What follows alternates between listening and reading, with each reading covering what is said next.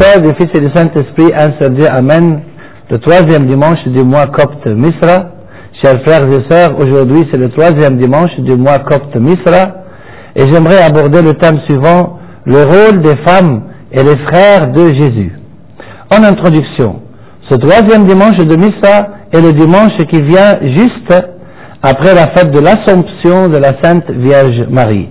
Les femmes sont mentionnées à plusieurs reprises dans les lectures d'aujourd'hui. 1. L'évangile de l'office de l'encens du soir mentionne 3 femmes. La première est la Sainte Vierge Marie et la deuxième est la femme qui éleva la voix du milieu de la foule. Tandis que Jésus parlait ainsi, une femme éleva la voix du milieu de la foule et lui dit: Heureux le sein qui t'a porté, heureuses les mamelles qui t'ont allaité. Et il répondit: Heureux plutôt ceux qui écoutent la parole de Dieu et qui la gardent. Cela ne signifie pas que notre Seigneur Jésus manque de respect à sa mère, la Sainte Vierge Marie. Au contraire, Jésus dans ce verset attire l'attention de cette femme qui vient de flatter la Sainte Vierge Marie sur le fait que sa mère mérite d'être béatifiée, non seulement parce qu'elle l'a portée en son sein et elle l'a allaitée, mais aussi parce que la Sainte Vierge Marie a écouté et observé la parole de Dieu depuis son enfance. Quant à la troisième femme, il s'agit de la reine du Midi. La reine du Midi se lèvera au jour du jugement avec les hommes de cette génération et les condamnera parce qu'elle est venue du bout du monde pour entendre la sagesse de Salomon, et voici, il y a ici plus que Salomon. Jésus a flatté la reine du Midi pour le fait qu'elle s'est déplacée du bout du monde pour écouter Salomon, tandis que cette mauvaise génération qui vivait à l'époque de Jésus n'a même pas pris la peine d'écouter et d'observer les enseignements de notre Seigneur Jésus, qui est Dieu, pour Salomon y compris. 2. Dans l'évangile de l'office de l'encens de l'aube, 2 anges du Seigneur sont apparus à Marie de Magdala, à Jeanne, à Marie, mère de Jacques, et aux autres femmes qui étaient avec elle. Ils leur dirent: Pourquoi cherchez-vous le vivant parmi les morts? Il n'est point ici, mais il est ressuscité. Souvenez-vous de quelle manière il vous a parlé lorsqu'il était encore en Galilée et qu'il disait: Il faut que le Fils de l'homme soit livré aux mains des pécheurs, qu'il soit crucifié et qu'il ressuscite le 3e jour. Alors elles se rappelèrent des paroles de Jésus. À leur retour du sépulcre, elles rapportèrent tout cela aux 11 et à tous les autres. Celles qui dirent ces choses aux apôtres étaient Marie de Magdala, Jeanne, Marie, mère de Jacques, et les autres qui étaient avec elle. Saint Luc nous montre à la fin du chapitre précédent que d'autres femmes se sont rendues au sépulcre de Jésus. Les femmes qui étaient venues de la Galilée avec Jésus accompagnèrent Joseph d'Arimathée, ville des Juifs, virent le sépulcre et la manière dont le corps de Jésus y fut déposé, et, s'en étant retournées, elles préparèrent des aromates et des parfums, puis elles se reposèrent le jour du sabbat selon la loi. 3. Dans sa première épître universelle de l'office de la Sainte Liturgie, Saint Pierre donne des conseils aux femmes en disant: Femmes, soyez soumises à vos maris, afin que, même si quelques-uns n'obéissent point à la parole, ils soient gagnés sans parole par la conduite de leurs femmes, en considérant votre conduite pure et respectueuse. Ayez non cette parure extérieure qui consiste dans les cheveux tressés, les ornements d'or ou les habits qu'on revêt, mais la parure intérieure est cachée dans le cœur, la pureté incorruptible d'un esprit doux et paisible qui est d'un grand prix devant Dieu. Et il a indiqué aux femmes comme exemple le comportement de Sarah envers son mari Abraham.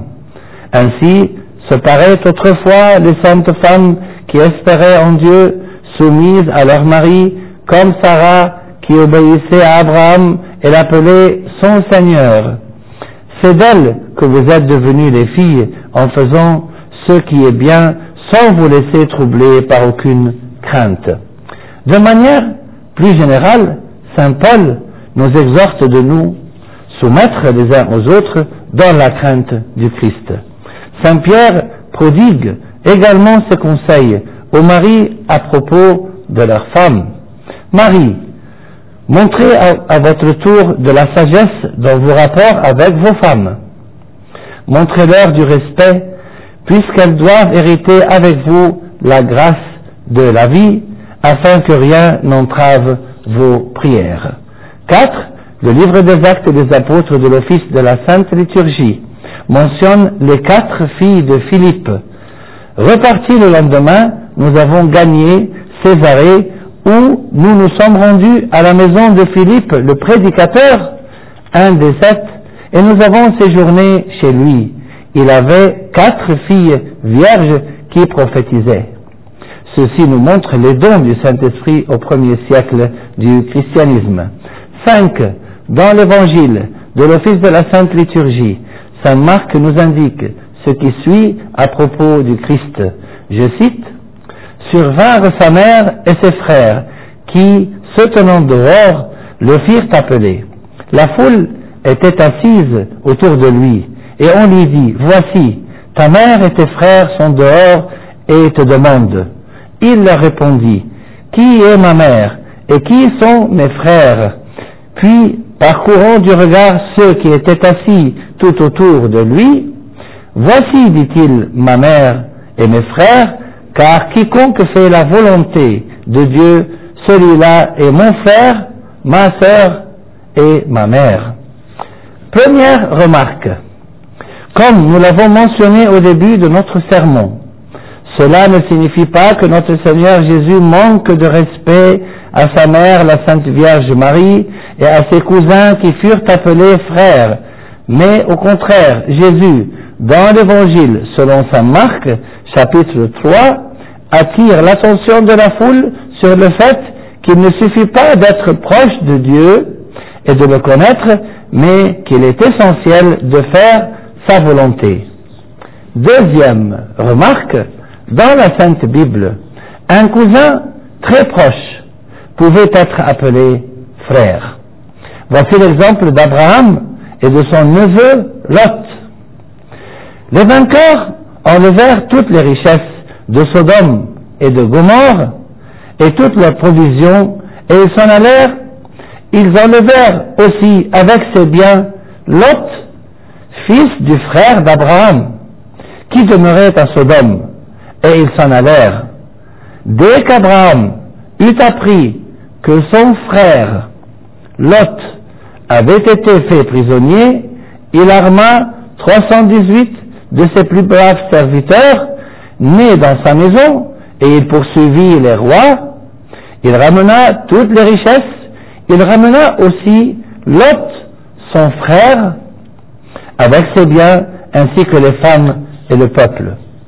Un deuxième exemple est celui de Laban et de son neveu Jacob, le fils de sa sœur. Puis Laban dit à Jacob: Parce que tu es mon frère, me serviras-tu pour rien? Dis-moi quel sera ton salaire. Il faut mentionner clairement que la Sainte Vierge Marie n'a pas eu d'autres enfants avant ou après la naissance de Jésus. Comme il est écrit à propos d'elle dans la prophétie d'Ézéchiel: Et le Seigneur me dit, cette porte sera fermée, elle ne s'ouvrira point, et personne n'y passera, car le Seigneur, le Dieu d'Israël, est entré par là, elle restera fermée. Qui sont donc les frères de Jésus? Avant de répondre à cette question, il ne faut pas que nous oublions que le Christ, lors de sa crucifixion, a confié sa mère à son disciple bien-aimé, Saint Jean. Je cite: Jésus, voyant sa mère et auprès d'elle le disciple qu'il aimait, dit à sa mère: Femme, voilà ton fils. Puis il dit aux disciples, voilà ta mère. Et dès ce moment, le disciple l'a pris chez lui. Donc, logiquement, si la Sainte Vierge Marie avait d'autres fils ou d'autres filles que Jésus, ce dernier n'aurait jamais confié sa mère à Saint Jean, son disciple, il l'aurait confié à ses propres fils. Qui sont donc les frères de Jésus, que saint Marc a mentionné dans le chapitre 3 de son évangile? Il s'agit des cousins de Jésus, c'est-à-dire en l'occurrence les fils de Marie, sœur de la Sainte Vierge Marie. S'étant rendu dans sa patrie, il enseignait dans la synagogue, de sorte que ceux qui l'entendirent étaient étonnés et disaient « D'où lui viennent cette sagesse et ces miracles? N'est-ce pas le fils du charpentier? N'est-ce pas que Marie, qui est sa mère, Jacques, José, Simon et Jude ne sont-ils pas ses frères? Et ses sœurs ne sont-elles pas toutes parmi nous? D'où lui vient donc tout cela? » La mère des 4 cousins de Jésus s'appelait Marie et était la sœur de la Sainte Vierge Marie. Près de la croix de Jésus se tenait sa mère et la sœur de sa mère, Marie, femme de Clopas, et Marie de Magdala. La sœur de la Sainte Vierge est appelée Marie, mère de Jacques et de José, dans Matthieu 27, versets 55 et 56. Marie, mère de Jacques le mineur et de José, dans Marc 15, verset 40. Et Marie, mère de Jacques, dans Marc 16, 1 et Luc 24, verset 10. 2 des 4 cousins de Jésus faisaient partie des 12 apôtres. Ce sont Jacques le mineur, fils d'Alphée, dans Matthieu 10, verset 3, Marc 3, verset 18, Luc 6, verset 15, et Actes des apôtres 1, verset 13. Jacques le mineur a écrit l'épître universelle qui porte son nom.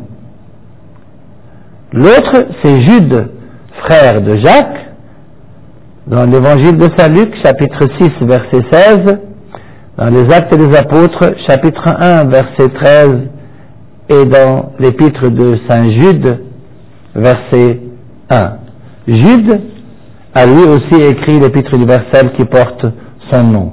Jude était connu aussi parmi les 12 apôtres sous le nom de Thaddée, dans l'évangile de Saint Matthieu, chapitre 10, verset 3, et Marc 3, verset 18. Il a été mentionné en tant que Judas, non pas l'Iscariote, dans l'évangile de Saint Jean, chapitre 14, verset 22. Jude, non pas l'Iscariote, lui dit, Seigneur, d'où vient que tu te feras connaître à nous et non au monde? En conclusion, chers frères et sœurs, demandons à la Sainte Vierge Marie et à tous les saints apôtres et les saintes femmes qu'ils nous bénissent et qu'ils intercèdent pour nous auprès de notre Seigneur Jésus-Christ, à qui la gloire est due maintenant et pour les siècles des siècles. Amen.